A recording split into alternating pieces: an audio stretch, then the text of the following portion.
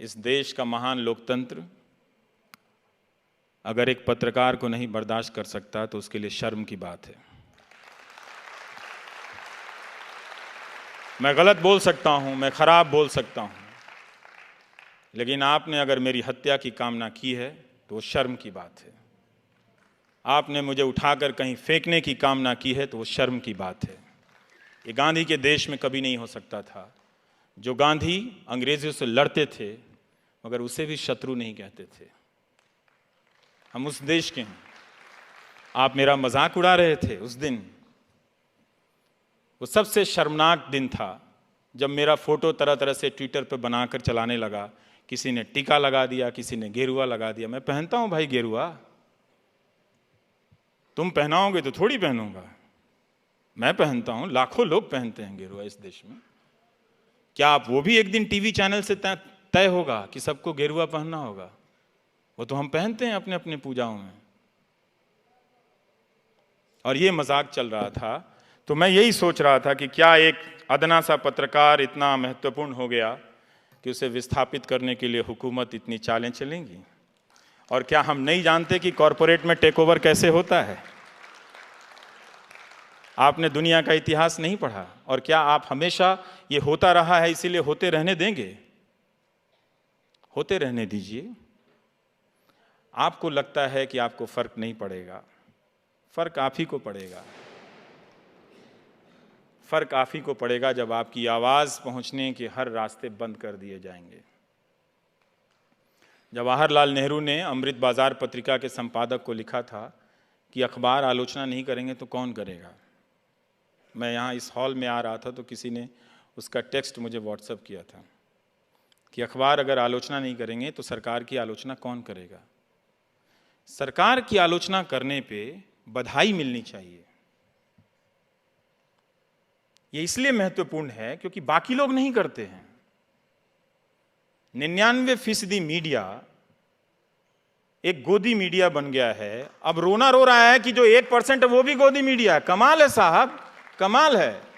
सारा मीडिया खरीद के जेब में रख लो और दिन भर प्रोपेगेंडा, हिंदू मुस्लिम एजेंडा चलाते रहो और कहो कि गोदी मीडिया दूसरी तरफ भी है। तो नए नए तर्क गढ़े जा रहे हैं, आपकी आंखों में इमेज झोंके जा रहे हैं। किसी पत्रकार का एक संस्थान से इस्तीफा देना कोई नई बात नहीं है, लेकिन किसी पत्रकार का रवीश कुमार होना और किसी संस्थान का एनडीटीवी होना अलग बात ज़रूर है। और शायद यही वजह है कि आज रवीश कुमार का इस्तीफा न सिर्फ लोगों के दरमियान और सोशल मीडिया पर चर्चा का विषय है, बल्कि टीवी न्यूज़ चैनल्स के उन एंकराओं के बीच हर्ष का विषय बन गया है जिन टीवी न्यूज़ चैनल्स को रवीश ने गोदी मीडिया का नाम देकर बदनाम ज़माना कर दिया। रवीश के इस्तीफे और एनडीटीवी के सेठ अडानी के हाथों बिक जाने से प्रफुल्लित इन एंकराओं ने अपनी खुशी का इजहार जब ट्विटर पर किया तो लोगों ने इनकी बैंड बजाने में भी कोई कोर कसर नहीं छोड़ी।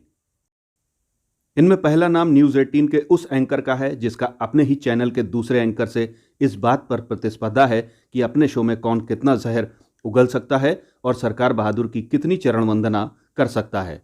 जी हाँ, हम बात कर रहे हैं अमन चोपड़ा की। रवीश के इस्तीफे की खुशी से फूले न समा रहे अमन चोपड़ा ने ट्वीट किया, अब यूट्यूब पर स्क्रीन काली होगी।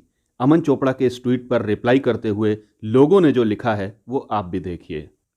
अमन चोपड़ा के इस ट्वीट पर अभिषेक लिखते हैं कि तुम्हारे ब्लैक होल में क्यों खलबली मची है। राहुल अहिर ने रिप्लाई किया है कि स्क्रीन काली करने के लिए हिम्मत चाहिए होती है, लेकिन तुम तो ठहरे डरपोक, बस अपना दलाली धर्म निभाओ। राजेश साहू रिप्लाई करते हैं कि आप भक्ति करिए, आपके क्षेत्र में बड़ी फाइट है, सुशांत आपसे आगे निकलना चाहते हैं। शाश्वत कहते हैं कि ईश्वर आपको बड़ा मान दे, आप पर सिर्फ दया की जा सकती है। आदित्य प्रकाश ने अमन चोपड़ा को रिप्लाई किया है कि तुम्हारी करतूत और पत्रकारिता ज़्यादा काली होगी। खैर, मन ही मन में कुछ कचोट रहा होगा तुमको कि यार ये पत्रकारिता हम क्यों नहीं कर पाए, आखिर क्यों हमने अपना ईमान बेच दिया। विपिन राठौर रिप्लाई करते हैं कि तुम्हारा मुंह काला हुआ है। संदीप सिंह ने अमन चोपड़ा को रिप्लाई किया है कि याचना नहीं अब रण होगा, संघर्ष पहले से भी भीषण होगा। यानी कि यह कहना चाहते हैं कि यूट्यूब पर भी रवीश के वही तेवर बरकरार रहने वाले हैं। हैदर अली खान ने ट्वीट किया है कि तुम अपनी ट्यूब चमकाए रखना, तकलीफ नहीं होनी चाहिए गोदी में। इसके अलावा एक एंकर हैं सुशांत सिन्हा, ये एनडीटीवी में भी काम कर चुके हैं और वहां से निकाल दिए गए थे। तब किसी को पता भी नहीं चला था कि इनको एनडीटीवी से बाहर का रास्ता दिखा दिया गया है। ये तब से रवीश कुमार से खुन्नस रखते हैं और गाहे बगाहे रवीश को टारगेट करते रहे हैं, लेकिन रवीश ने इनके किसी भी ट्वीट का कभी जवाब नहीं दिया। आज ये शख्स भी बड़ा खुश नजर आ रहा है। इसने ट्वीट किया है, सुशांत सिन्हा ने जो ट्वीट किया है वो पहले आपको दिखाते हैं कि पूरी ऊर्जा नरेंद्र मोदी का करियर खत्म करने में लगाने वाले मसीहा कुमार का खुद का करियर खत्म हो गया। सुना है इस्तीफा ले लिया गया है। मसीहा कुमार उसके चंपुओं और उसके चम्मच समर्थकों के लिए दुख की घड़ी जो 2014 से शुरू हुई थी उसके खत्म होने के संकेत दिख नहीं रहे हैं। ईश्वर उन्हें शक्ति दे। इस पर रिप्लाई किया है प्रशांत कन्नौजिया ने, और प्रशांत कन्नौजिया ने लिखा है कि नौकरी से कैरियर खत्म होता है, खुद संविदा पर रखे गए हो और दूसरे को ज्ञान दे रहे हो। मोदी का करियर मतलब एक पत्रकार इतनी हिम्मत तो रखता है कि प्रधानमंत्री को चैलेंज करे और प्रधानमंत्री को भी चैनल खरीदना पड़े। तुम्हारे लिए तो जैन को टेक्स्ट करना होगा, कचरा साफ करो और सिन्हा साफ। राजेश साहू लिखते हैं कि इस्तीफा बहादुर देते हैं, भक्त एंकर कंप्रोमाइज कर जाते हैं। आपका बढ़िया है, 2-3 साल सोचने की जरूरत ही नहीं। मुबारक ने रिप्लाई किया है कि उसकी पत्रकारिता 100 साल बाद भी किसी संस्थान में रेफरेंस के तौर पर पढ़ाई जा रही होगी। तुम एक दिन अपनी ही नफरत के जहर में डूबकर फना हो जाओगे। तुम्हारे कुलीग, तुम्हारे अपने भी तुमसे जुड़ा हुआ कबूल करना शर्मिंदगी समझेंगे, वो रहेगा, तुम उड़ जाओगे।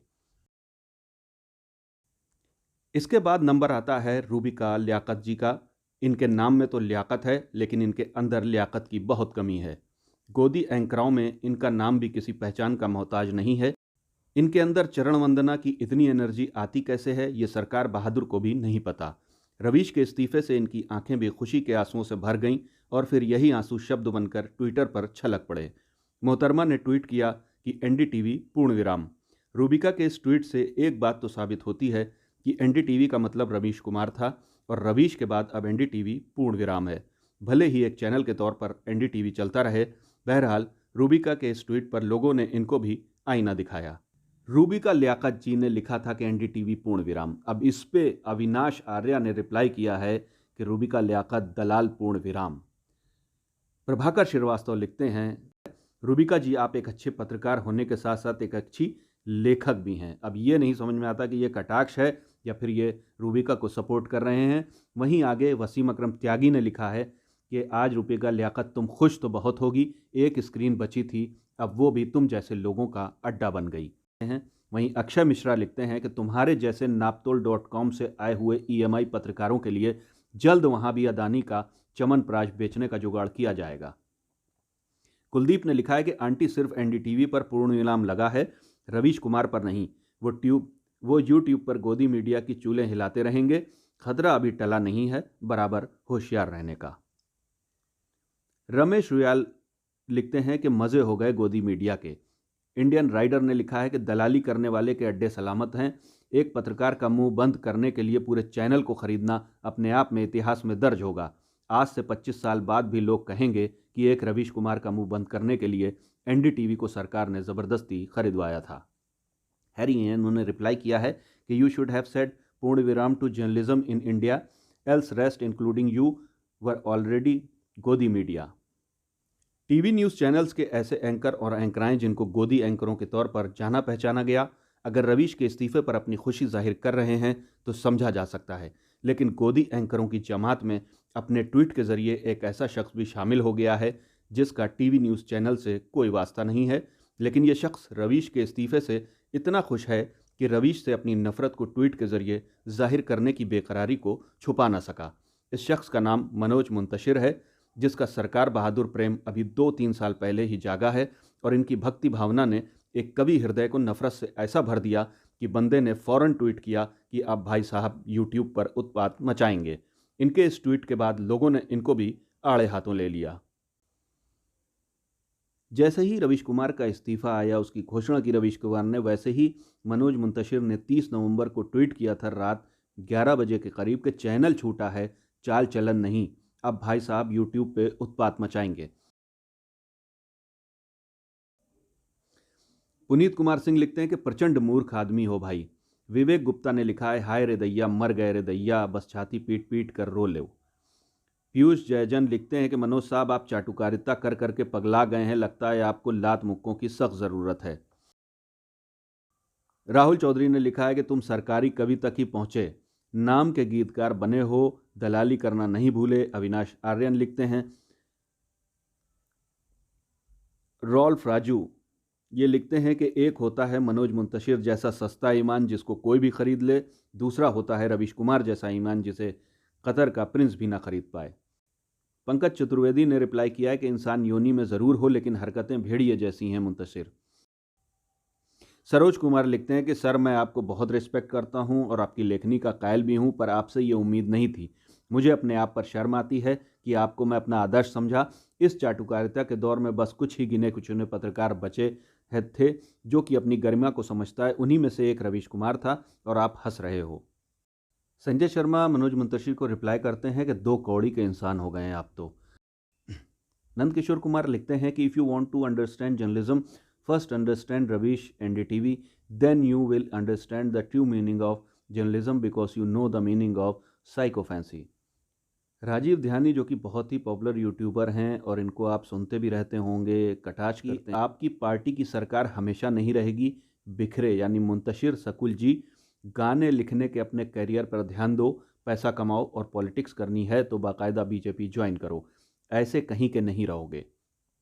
सुष्मिता मजुमदार लिखती हैं कि Ravish Kumar is a gem, not a thief like you, the pen which writes the truth is neither sold nor bent nor affected. तो आगे लिखती हैं कि आप दलाली करते रहो, पैसा कमाते रहो, एक प्योर जर्नलिस्ट रास्ता ढूंढ लेता है अपना आवाज़ पहुंचाने का, एक चोर से उम्मीद भी क्या की जाए। चेतना गौतम लिखती हैं कि you wrote some of the most beautiful songs in recent times, but knowing what you are and what you stand for, it's best to boycott your kind and your work. I am just one but I am enough cause somebody needs to show your types their place. AR Khan लिखते हैं कि तुम किसी media channel या बिकाऊ पत्रकार को खरीद सकते हो लेकिन एक सच्चे पत्रकार को खरीदने की तुम्हारी औकात नहीं है। पत्रकारिता का आखिरी स्तंभ भी आज ढह गया, अब सिर्फ गोदीगिरी ही चलेगी। विमल लखोटिया नीलेश मिश्रा का ये जो ट्वीट है इसको स्क्रीनशॉट इसका डालते हैं और लिखते हैं कि इतना अहंकार मनोज जी। नीलेश मिश्रा ने ट्वीट किया था कि कई ऐसे लोग रवीश के इस्तीफे का आनंद ले रहे हैं जो उनके ट्रेनी तक बनने के लायक नहीं हैं। ये लोग सिर्फ नौकरी के बल पर गिनती में हैं, जिस दिन नौकरी गई उनकी कोई हस्ती नहीं। रवीश, मुझे आपसे कई असहमतियां हैं और साथ साथ आपके काम का भयंकर कायल हूँ। आप पत्रकारिता का दमकता सितारा हैं। ये सिस्टम आपके हाथ में नहीं रहेगा, आपके पास कुछ नहीं रहेगा। और ये जो डिज़ाइन है मीडिया को ख़रीदने का और इसके ज़रिए कंट्रोल करने का, ये डिज़ाइन अभी आप पूरी तरह से नहीं समझेंगे, लेकिन मैं भीतर से हूँ, मैं ये देख रहा हूँ कि हो क्या रहा है।